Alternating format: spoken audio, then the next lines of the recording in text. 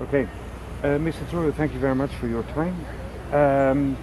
I was wondering, we have this conference now in Srebrenica 20 years after. You were very much involved with the UN, you were working there. From your UN perspective, and also in the perspective of the call for UN reform, how important do you think this conference is? I think it's very important. To some degree, I wish it had happened earlier, say 10 years ago and not 20 years after the event, because for many of us, recalling everything we thought, remembered, knew, believed, felt at that time becomes progressively more difficult with the passage of so many years. But the fact that this exercise needs to be done and needed to be done is beyond dispute. And what I found particularly useful about the conference is it's conducted in a very, very professional atmosphere, very sober, sensible discussion, and at the same time with a tremendous amount of detail. A lot of documentation has been assembled that sometimes helps some of us to remember some of the things we wrote and said at the time, and at the same time the people who are participating themselves have additional information from their own involvement, which has collectively led to an extremely useful exercise. The usefulness, however, is limited in the sense that it's not enough for us to learn lessons.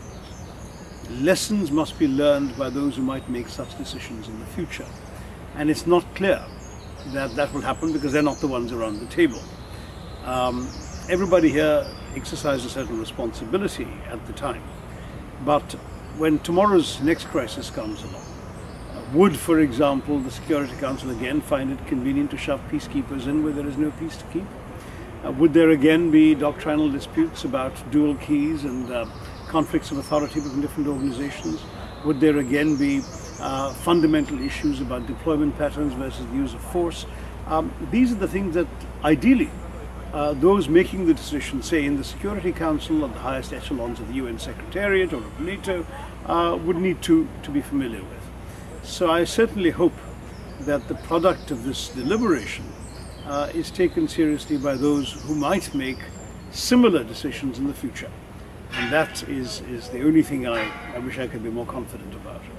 So you would advise those in charge now at the United Nations to take the recommendations of this conference that will be published later this year very seriously? I would urge that the recommendations be studied not just by those who are in charge now, but those who are in charge years from now.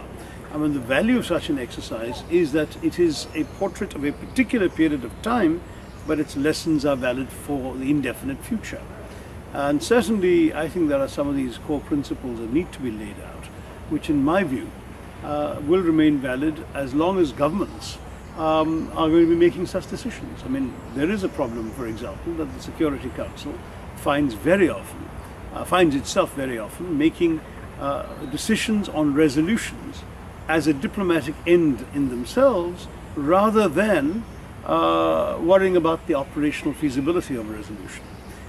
Whereas the soldiers on the ground then have to implement a resolution in the middle of an ongoing crisis in feasible military terms, not in terms that the diplomats were trying to hammer out in New York.